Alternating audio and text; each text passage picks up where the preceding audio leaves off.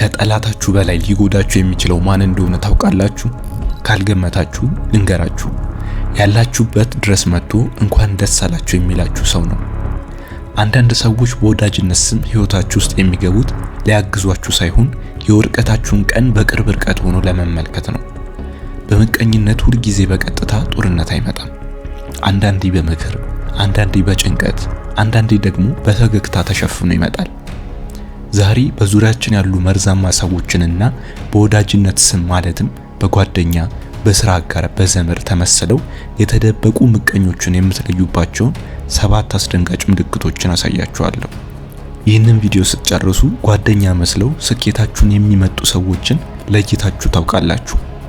የቻናላችን ተከታታዮች አሁን ተዘጋጁ፣ ምክንያቱም ይህንን ካያችሁ በኋላ የምታምኑት ሰው ላይኖር ይችላል።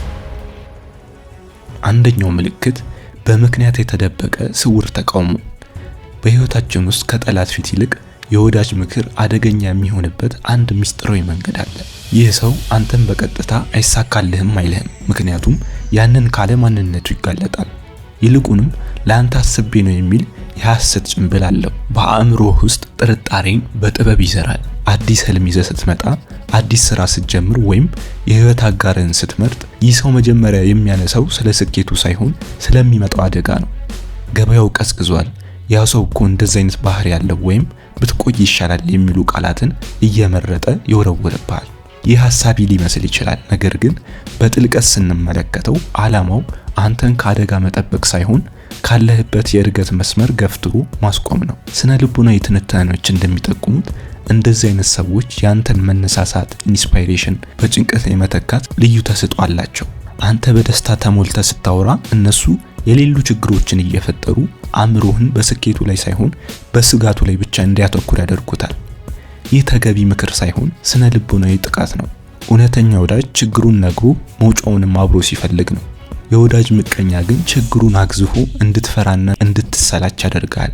ይህ ሂደት ደግሞ በጊዜ ሂደት ያንተን በራስ መተማመን እየበላው ይሄዳል። እናንተስ እንደዚህ አይነት ሰው ገጥሟችሁ ያውቃል? ሁለተኛው ምልክት በውድቀት ውስጥ የሚገኝ ምስጢራዊ እርካታ። የሰው ልጅ ባህሪ በጣም አስገራሚ ከሚሆንባቸው መንገዶች አንዱ በሌላው ውድቀት ውስጥ ደስታን የማግኘት ስሜት ነው። የወዳጅ ምቀኛ ትልቁ የድል ቀን አንተ የተሳሳትክበት ወይም የወደቅክበት ቀን ነው። በስኬት ወቅት አብሮ ቢቆምም ውስጣዊ ሰላሙ ይናወጣል፣ ምክንያቱም ያንተ ከፍታ የሱን ዝቅታ እያሳበቀበት እንደሆነ ያስባል። ነገር ግን በህይወት አንድ ነገር ሲበላሽ ያንተ መጎዳት የሱን ህመም ያስታግስለታል። ልክ ስህተት ስትሰራ መጀመሪያው የሚደርሰው እሱ ነው። አይዞህ የሚለው ቃል ካፉ ቢወጣም አይኖቹ ግን ስለ ዝርዝር መረጃዎች ይጓጓሉ። እንዴት እንደተሳሳትክ፣ ምን ያህል እንደከሰርክና ማን እንደጎዳህ ደጋግሞ ይጠይቃል። ይህንን የሚያደርገው ሊረዳ ሳይሆን ያንተን ስቃይ እየሰማ የራሱን ህይወት የተሻለ አድርጎ ለመቁጠር ነው። እንደዚህ አይነት ሰዎች እኔ እኮ ነግሬ ነበር የሚል ቃል መጠቀም ያዘወትራሉ። ይህ ንግግር እኔ ካንተ በላይ አርቆ ሐሳቢ ነኝ የሚል የሞራል የበላይነት እንዲሰማቸው ያደርጋቸዋል። ያንተ ውድቀት ለነሱ ትልቅ ድግስ ነው። በአንተ መሪር ስሜት ውስጥ እነሱ የውስጥ ሰላም ያገኛሉ።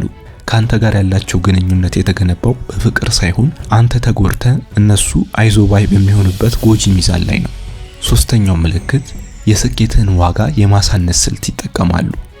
አንድ ሰው ጥሮ ግሮ ትልቅ ቦታ ሲደርስ የወዳጅ ምቀኛ ያንን ድካም ወደ እድል ወይም አጋጣሚ የመቀየር ልማድ አለው። ትልቅ ቤት ስትሰራ ወቅቱ ጥሩ ስለነበር ነው ይላል። እድገት ስታገኝ ያለቃ ዘመድ ስለሆንክ ነው ወይም ሰው ስለሌለ ነው በማለት ስኬትህን ተራ ነገር ያደርገዋል። ያንተን ስሜት፣ ያንተን ሌሊት ማልቀስ፣ የለፋህባቸው ዓመታትና መስዋዕትነት ሙሉ በሙሉ ክዶ ውጤቱን ከጥረት ነጥሎ ያቀርበዋል። ይህንን የሚያደርጉት ያንተን ስኬት የጠንካራ ስራ ውጤት መሆኑን ካመኑ እነሱ አለመስራታቸውና ወደ ኋላ መቅረታቸው ጥፋተኛ እንደሚያደርጋቸው ያውቃሉ። የራሳቸውን ስንፍና ለማጽደቅ ሲሉ ያንተን ስኬት ዝቅ ማድረግ አለባቸው። እንደዚህ አይነት ሰዎች ካንተ ጋር ሲሆኑ ስለ ትላልቅ ህልሞች ማውራት አይፈልጉም። ስለ ራዕይህ ስታወራ ወሬውን ወደ ተራ ወሬ ወይም ወደ ሌላ ሰው ድክመት ሊቀይሩት ይሞክራሉ። ያንተ ከፍታ ለነሱ እንደ ፀሐይ ብርሃን አይናቸውን ለበልባቸዋል። ስለዚህ ደመና በመፍጠር ስኬትን ሊሸፍኑት ይጥራሉ። አንተን ተራ ሰው አድርጎ መመልከት ለነሱ የህልውና ጉዳይ ነው። አራተኛው ምልክት ድብቅ የውድድር መንፈስ ነው። ለወዳጅ ምቀኛ ህይወት አብሮ ማደግ ሳይሆን የአንድ ሰው ሩጫ ናት። ይህ ሰው ጓደኛ ሳይሆን ተቀናቃኝ ነው። አንተ አዲስ ነገር ካገኘ እሱ ከዚህ የተሻለ ወይም ቢያንስ ተመሳሳይ ነገር ወዲያውኑ ማግኘት አለበት። አንተ ስኬትን ስትናገር እሱ የራሱን ስኬት መሃል ላይ ጣል በማድረግ ያንተን ደስታ ዋን አፕ ለማድረግ ይሞክራል። ይህ ባህሪ የሚመነጨው በጥልቅ በራስ መተማመን ማጣትና በውስጣዊ ባዶነት ነው። ያንተ ስኬት በሱ ውስጥ ተሸፈንኩ የሚል ስሜት ይፈጥርበታል። ስለዚህ ሁል ጊዜ ካንተ እኩል ወይም ካንተ በላይ ሆኖ ለመታየት ይታገላል። አንተ ስለ መኪና ስታወራ እሱ ስለ ሌላ ውድ መኪና ያወራል። አንተ ስለ ልጅ ጎበዝ መሆን ስትናገር እሱ ስለ ሌላ ሰው ልጅ ስኬት ያወራል። የዚህ ሰው አእምሮ ሁል ጊዜ ከሱ በምን እበልጣለሁ የሚል ንጽጽር የተሞላ ነው። ህይወቱን የሚመራው በራሱ ህልም ሳይሆን አንተን ቀድሞ ለመታየት ባለው ጉጉት ነው። እውነተኛ ወዳጅ ግን ያንተ ስኬት የሱ ስኬት እንደሆነ ይሰማዋል። የወዳጅ ምቀኛ ግን ያንተ ስኬት እንደሱ ኪሳራ ይቆጥሯል። አምስተኛው ምልክት ጀርባን የመውጋት ስልት ይጠቀማሉ። በፊት ላይ እጅግ ቅንና አሳቢ የሚመስለው የወዳጅ ምቀኛ ጀርባህን ስትሰጠው ግን ትልቁ ጠላት ይሆናል። እምነትህን፣ የነገርከው ድክመት ወይም ሚስጥርህን አንተን ዝቅ ለማድረግ እንደ መሳሪያ ይጠቀመዋል። በሰዎች መካከል ስትሆን እሱ እኮ ጥሩ ሰው ነው ግን እንደዚህ አይነት ችግር አለበት እያለ ስምህን የማጥፋት ሥራ ይሰራል። ይህንንም የሚያደርገው በምክርና በሐሳቢነት ስም ነው። በቡድን መሃል ስትሆን አንተን ዝቅ የሚያደርጉ ቃሎችን በመጣል ሰዎች በአንተ ላይ እንዲስቁ ያደርጋል። ሰዎች በአንተ ላይ ሲሳለቁ እሱ ውስጣዊ እርካታ ያገኛል። አንተን ማህበራዊ ተቀባይነት ማሳጣት ለእሱ ትልቁ ሥራ ነው። መረጃን እንደ ጦር መሳሪያ ይጠቀማሉ። አንተ በሌለህበት ቦታ ላይ ስላንተ ያላቸውን አሉታዊ አመለካከት በመርጨት ሰዎች ስላንተ ያላቸውን ግምት እንዲቀንሱ ያደርጋሉ። ይህ ሶሻል ሳቦታጅ ይባላል። አንተን ብቻን ነጥሎ የማስቀረት ስልት ይባላል። ፊትህ ላይ የሚስቁት የሚወዱህ መስሎ ሚስጥርህን እንድትነግራቸው ብቻ ነው። ስድስተኛው ምልክት የሰውነት ቋንቋና የማይታዩ ምልክቶች። ቃላት በቀላሉ ሊዋሹ ቢችሉም የሰውነት ቋንቋና የሚረጩት ጉልበት ግን እውነትን ይናገራል። አንድ ትልቅ የምስራች ስትነግራቸው መጀመሪያ ፊታቸው ላይ የሚታየውን ቅጽበታዊ መከፋት ተመልከት።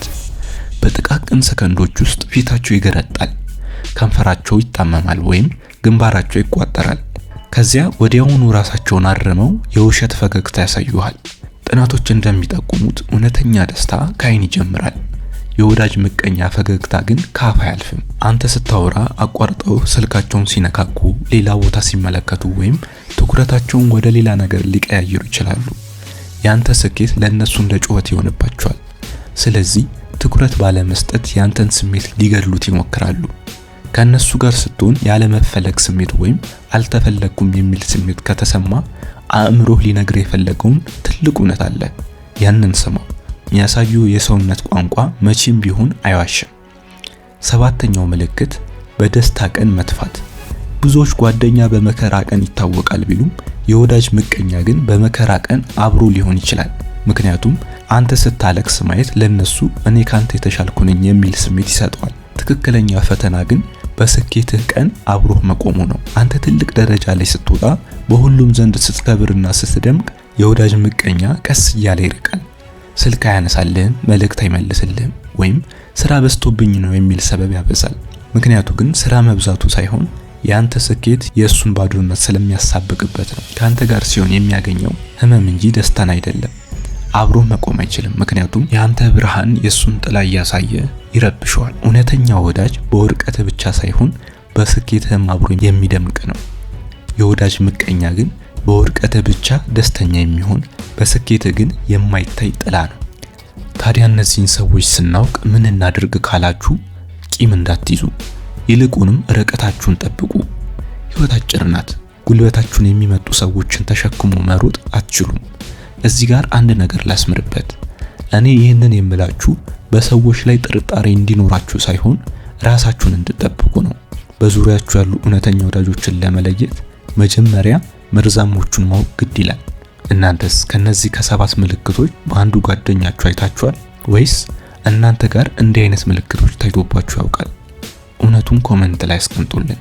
የቻናላችን ተከታታዮች ከዚህ የተሻሉ ብዙ ቪዲዮዎች፣ አይን የሚያበሩ ነገሮች ስለምናመጣ ቪዲዮውን ላይክ እና ሰብስክራይብ እንዲሁም ሼር በማድረግ አብሮነታችሁን አሳዩን።